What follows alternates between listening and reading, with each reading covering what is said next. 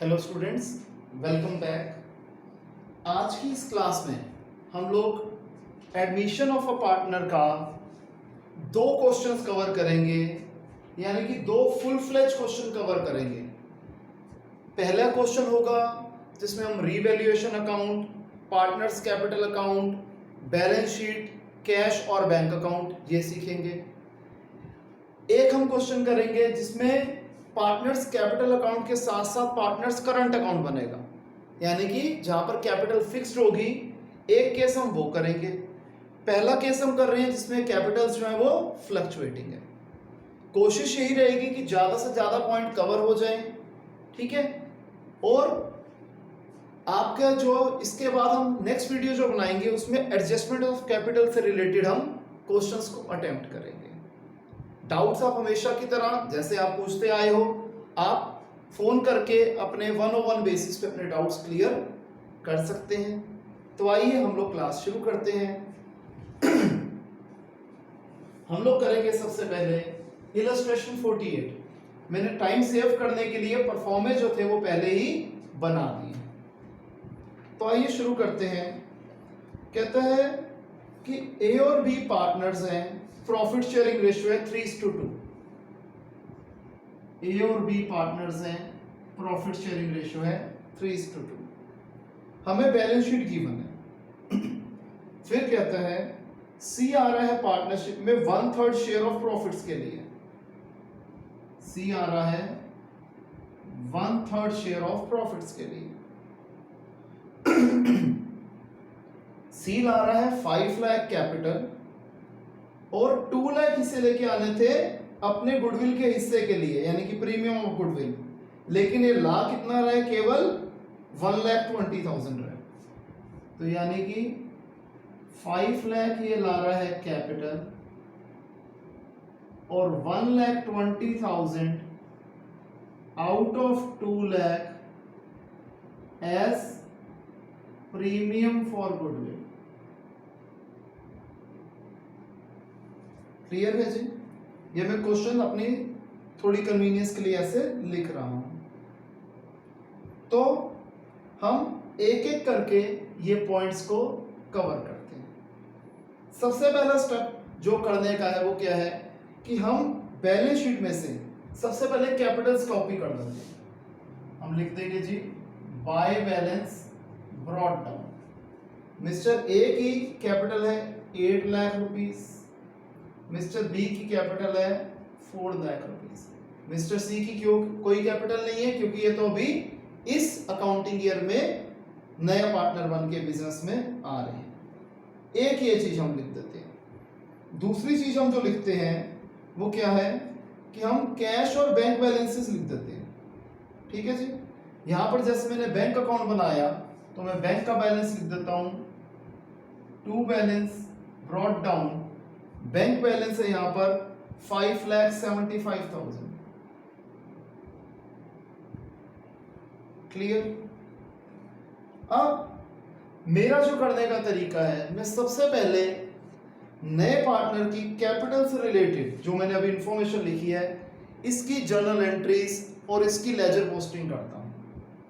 अब हमने पहले ये देखना है कि इस क्वेश्चन के अंदर रेशो के बारे में तो कुछ नहीं कहा गया, फ्यूचर रेशो के बारे में, सैक्रिफाइसिंग रेशो, गेनिंग रेशो कुछ नहीं दे रखी। तो ये हमारा केस 1 है कि ओल्ड पार्टनर्स की ओल्ड प्रॉफिट शेयरिंग रेशो दे रखी है और न्यू पार्टनर का न्यू शेयर दिया हुआ है। तो ऐसे केस में ओल्ड रेशो ही सैक्रिफाइसिंग रेशो होती है। तो सबसे पहले सी 5 लाख रुपीस ला रहा है एज कैपिटल। ठीक है जी। तो हम क्या लिख देंगे यहां पर पार्टनर्स कैपिटल अकाउंट में कि बाय बैंक अकाउंट। ठीक है जी। हमने ये अज्यूम कर दिया कि ये कैपिटल बाय चेक ला रहा है, तो बाय बैंक अकाउंट सी के नीचे यानी कि सी की जो कैपिटल है वो है 5 लाख रुपीस। मैं एक काम करता हूं, ये जर्नल एंट्री कैसे बन रही है आपको यहां दिखा भी देता हूं, बाद में इसे रब कर दूंगा। इस जगह को हम थोड़ा सा यूज कर लेते हैं। जब नया पार्टनर आता है और वो कैपिटल लाता है और प्रीमियम का कुछ हिस्सा लेके आता है तो जर्नल एंट्री हम क्या करते थे, पहली जर्नल एंट्री होती थी कैश या बैंक अकाउंट, यहां पर हमने बैंक अज्यूम कर दिया, तो कर लेते हैं जी, bank account debited to C's capital account to premium for goodwill. C capital कितने लेके आया 5 लाख, प्रीमियम फॉर गुडविल लेके आया 1,20,000, टोटल हो गया 6,20,000। ठीक है जी। फिर अगली एंट्री क्या होती थी, प्रीमियम फॉर गुडविल 1,20,000, 2 लाख इसके प्रीमियम बनते थे, ये लाया 1,20,000, तो 80,000 क्या करेंगे, बिल्कुल ठीक 80,000 रुपीज हम इसकी कैपिटल में से निकाल लेंगे। 80,000 हम क्या करेंगे, इसकी कैपिटल में से निकाल लेंगे। तो जनरल एंट्री क्या होती है, premium for goodwill, seize capital account debited, 80,000 ये लेके नहीं आया था, 2 लाख में से 1,20,000 ले आया, जो 80,000 नहीं लेके आया इसकी कैपिटल में से निकाल दिए, और ये टोटल अमाउंट डिस्ट्रीब्यूट हो जाएगा सैक्रिफाइसिंग पार्टनर्स की सैक्रिफाइसिंग रेशियो में। तो to A's capital account to B's capital account. ठीक है जी। अब 2 लाख का 3:2 आ गया 1,20,000 और 80,000। अब यहां पर एक चीज समझना, अगर क्वेश्चन में जर्नल एंट्री करनी होती तो हम यूं कर देते, लेकिन अब लेजर पोस्टिंग में यहां पर थोड़ी दिक्कत आएगी, क्योंकि ये 1,20,000 की बाइफर्केशन होगी और 80,000 की बाइफर्केशन होगी इन दोनों के बीच में, सैक्रिफाइसिंग पार्टनर्स की सैक्रिफाइसिंग रेशियो में। क्योंकि ये तो है नहीं कि प्रीमियम का पैसा हमने एक में डाल दिया और कैपिटल एक में डाल दिया, नहीं, इसको क्लियरिटी देना जरूरी है। तो जर्नल के हिसाब से ये ठीक थी, लेकिन लेजर पोस्टिंग के हिसाब से हम इस एक एंट्री को, इस एक जर्नल एंट्री को 2 जर्नल एंट्रीज में बाइफर्केट कर देंगे, ताकि ट्रांसपेरेंसी एकदम हो जाए बढ़िया तरीके से और कोई गलती हम ना करें। तो ये इसलिए मैंने जानबूझ के पहले ऐसे लिखी थी, ताकि आपको पता लग जाए कि अगर जर्नल से कोरिलेट करना हो तो कैसे रिलेट करना है, ताकि आपको ये ना लगे कि जर्नल के टाइम पे तो हमने कुछ और लिखा था और लेजर के टाइम पे कुछ और लिख रहे हैं, तो इसकी बाइफर्केशन देनी जरूरी थी। तो premium for goodwill to A's capital account to B's capital account, और फिर अगली क्या हो जाएगी, C's capital account debited to A's capital account to B's capital account. हमने ये अमाउंट तो चेक कर लिया था कि 1,20,000 प्रीमियम लाया, 80,000 प्रीमियम नहीं लेके आया, तो हमने उसके कैपिटल अकाउंट से निकाल दिया। और पहले 1,20,000 को ए और बी की 3:2 में बांटेंगे, तो ये क्या आ जाएगा 72,000 और 48,000। ठीक है जी। ध्यान रखना, ये मैं सिर्फ एक बार एसेट साइड पे लिख रहा हूं कि इस स्पेस को यूटिलाइज कर रहा हूं मैं, जैसे हम इसकी लेजर पोस्टिंग कर देंगे मैं यहां से रब कर दूंगा। ठीक है। अब 80,000 को 3:2 में कर दें, ये हो जाएगा 48,000 और 32,000। तो पहले हम इन 3 जर्नल एंट्री की लेजर पोस्टिंग कर लेते हैं। बैंक अकाउंट में क्या लिखेंगे, 2 सीज कैपिटल अकाउंट और 2 प्रीमियम फॉर गुडविल। जनरल से लेजर ऐसे ही बनाते हैं, हमने क्लास 11th में ऐसे ही बनाया था। तो हमने बैंक के अंदर लिख देंगे हम 2 seize capital account 5 lakh, 2 premium for goodwill 1,20,000, ये हमने बैंक अकाउंट में डाल दिया। सीज कैपिटल अकाउंट में लिखेंगे बाय बैंक अकाउंट, जो हमने पहले लिख दिया था। प्रीमियम अकाउंट हम बना ही नहीं रहे, इसको छोड़ दो। Second entry, premium for goodwill account बना नहीं रहे, छोड़ दो। ए और बी का कैपिटल अकाउंट बना रहे हैं, तो क्या आ जाएगा दोनों में, बाय प्रीमियम। यहां लिखेंगे बाय प्रीमियम फॉर गुडविल, कितना 72,000 और 48,000। फिर third entry, seize capital account में लिखेंगे 2 एज कैपिटल अकाउंट और 2 बीज कैपिटल अकाउंट। 2 मतलब इधर आ जाएगा 2 एज कैपिटल अकाउंट और फिर 2 बीज कैपिटल अकाउंट, और ये अमाउंट जाएगा कहां, मिस्टर सी के अकाउंट में। कितना 48,000 एंड 32,000, 48,000 एंड 32,000। अब ए और बी के अकाउंट में हम क्या लिखेंगे, by C's capital account, by C's capital account. A में आएगा 48,000 का अमाउंट और बी में आएगा 32,000 का अमाउंट। तो ये जो हमारा पहला पॉइंट था कि मिस्टर सी के आने में उनकी कैपिटल और प्रीमियम का क्या किया जाएगा, हमने वो सब कर दिया। अब मैं ये रब कर रहा हूं क्योंकि ये बैलेंस शीट का पार्ट नहीं है, तो हमने सिर्फ स्पेस को यूटिलाइज करने के लिए किया था।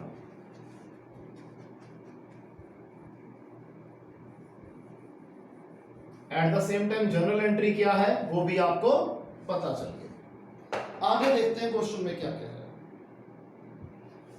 हमने जो फर्स्ट पॉइंट था क्वेश्चन का एडिशनल इंफॉर्मेशन का वो कर लिया। सेकंड पॉइंट कह रहा है कि बिल्डिंग्स और मशीनरी को डेप्रिशिएट करना है 5% से। फर्क आ रहा है वैल्यू में, तो ये रीवैल्यूएशन अकाउंट में जाएगा। डेप्रिशिएट हो रहा है मतलब नुकसान हो रहा है, तो रीवैल्यूएशन के डेबिट साइड पे सारे नुकसान आते हैं, ध्यान है आप लोगों को। तो हम क्या लिखेंगे, दो चीजों पे डेप्रिसिएशन लग रहा है, टू बिल्डिंग्स अकाउंट और टू मशीनरी अकाउंट। दोनों पे डेप्रिसिएशन है 5%। बिल्डिंग्स की बुक वैल्यू थी 5 लाख, 5 लाख का 5% हुआ 25,000, राइट। सेकेंड पॉइंट, मशीनरी के ऊपर भी 5% डेप्रिसिएशन है, 2 लाख का 5% 10,000। क्लियर है जी, ये श्योर।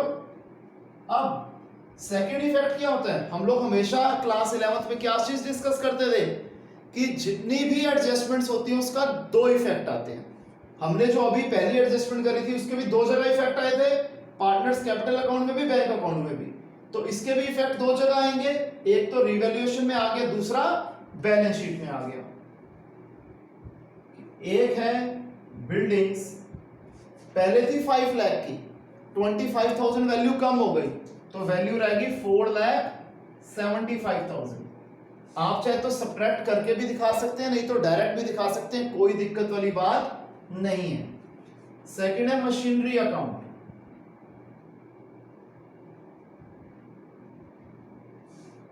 अब मशीनरी थी 2 लाख रुपीस की, 2 लाख में से 10,000 गया, 1,90,000।